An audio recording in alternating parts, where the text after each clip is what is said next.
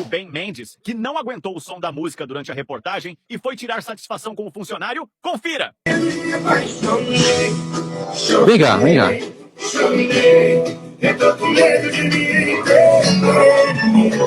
Tudo bem? Eu posso pedir a gentileza de você baixar o som? Tá, tô só testando, é porque ele tava com problema de... Entendi. É só porque a gente tá gravando uma reportagem aqui, tá?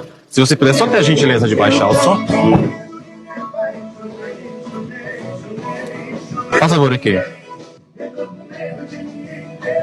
O gerente pede um tempinho Isso. e manda um funcionário vir colocar música. Ele disse que só está testando o som. É impressionante que passou a haver testes de som em todo lugar do Brasil agora. Não só nas reportagens da Honda, né? O Celso Russomano está gravando em São Paulo, as pessoas decidiram começar a testar som também. Que feio, gente. Mesmo após comunicar, O som continua, entendeu? Essa é a Unidas. Então vamos lá, cadê? Nós estamos ao vivo aqui, vem cá.